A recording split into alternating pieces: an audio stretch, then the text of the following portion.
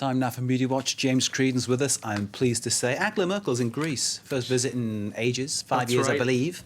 And obviously there to talk about austerity, among other things, which people don't find very nice in Greece. Clearly, with the massive cuts that are being made there, there must have been lots of reaction online.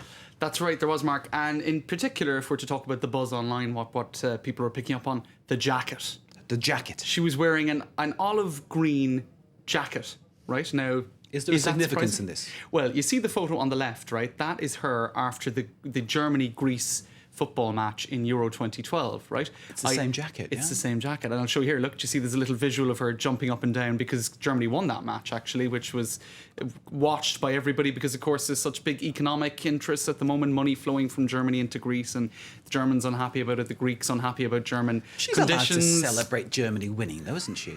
She is. But, you know, let's take a look at this, right? Because I Googled Angela Merkel and jacket, right? And these are the kind of links you find online. Angela Merkel in a rainbow of jackets. Now, look how many colours green she has in her. If she wanted to wear green, quite a wardrobe. If she wanted to wear green today, she had quite an array of choices. You know, she could have gone for navy, a bit of pink or purple. She could have gone for orange. She could have gone for cream, grey. You know, she has a lot of jackets. She clearly feels at home in a certain style of jacket because you see a sort of theme repeating there. But there is a great variety. That's right, a huge variety. So the question begs, did she wear that jacket on purpose? Now, she went there, of course, that would be devilish. It would be devilish. But she went there to show solidarity with the Greeks. But the thing is, all of this is very unpopular amongst a large part of the German electorate. There are federal elections coming up next year. She's already taken a bit of a thumping.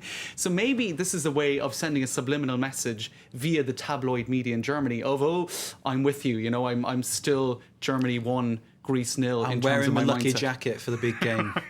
Whatever the big game is. I mean, I don't know if they're that devious in the German spin doctors over in Berlin, but, you know.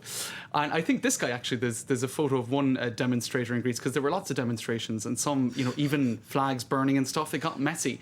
Where is he? I think this guy was actually a lot less controversial today than Angela Merkel. He was a naked protester running through this. Yeah. In the sense, you know, very judiciously chosen picture. Had you got him on the wrong stride, we would have had to blur it all. And That's stuff right. like that. Very good. Carefully chosen. A judiciously chosen tweet as well. Merkel would like, if you would like to visit Ireland, you could wear your lime green jacket here. We wouldn't mind at all. Because you remember the Queen wore a lot of green outfits earlier this year. Went down very well. Indeed. Went down very well.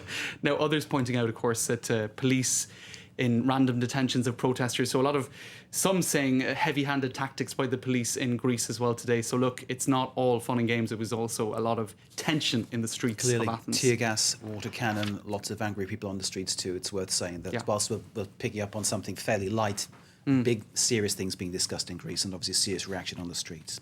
James, we move on, because we have to.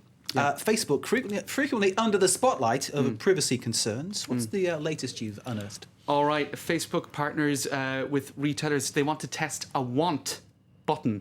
Now, the idea here is that, you know, you have this like facility on Facebook. If you want something, it means you want to buy it. So it's a way of, they're testing it now with Victoria's Secret and 6 other companies. And the idea is... That's an underwear brand, isn't it? It is indeed. For women. It is indeed. That's right. So maybe it would be popular on social media. But in any case, the idea is to try to commercialise the venture more and more and tap into that 1 billion strong market. Now, that's already, you know, perhaps changing things somewhat. Now, this, I think, is perhaps more disturbing. Facebook is watching you, episode 2. Now, this website, by the name of The Next Web, determined that actually if you send a link via Facebook email to a friend, Facebook knows what link you sent, and they calculate that because increasingly news articles are being shared on Facebook and you can like it, and that's a facility for Facebook to say, listen, we're helping you as a news organization with, share these articles. And now they're also adding into the figures of liked articles privately sent links, which means they're scanning your email.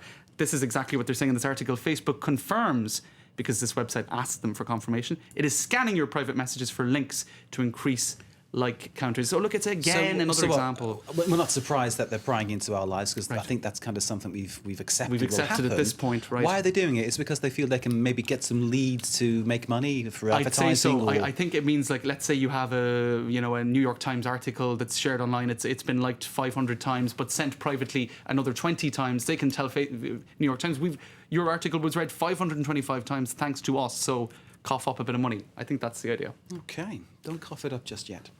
London's Boris Johnson, no less, is inviting rich French people to take refuge from tax tyranny in the UK. He's a bit of a... I was going to say something, but I won't. Anyway. He's a character. He's a character.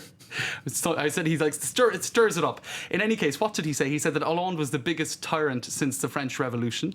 This is all at the Conservative conference in Birmingham. He went on then with Allons enfants de la patrie, which is the first line of the French national anthem. Let's go, children of the fatherland. We say, basically, he was inciting French people who are being taxed too much to come over to Britain. I am very keen to welcome talented French people to London. This after Cameron did the same thing in July. I need to say something in Boris's favour. He does speak French quite well. Well, there you go. And apparently he came out with a couple of lines of French. He has a certain je ne sais quoi. A bit like yourself, sir. Oh, well, thank you very much. James Creedon with Media Watch. If he Thanks, didn't Mark. exist, they'd have to invent him. Thank you. Thanks, Ed. Short break after that. We're back with the news, the sport, and some culture. In sport, we're taking a look at the thing that might make the Three Lions roar again. England's new training facilities in the heart of the country opened with royal approval, no less. Stay with us.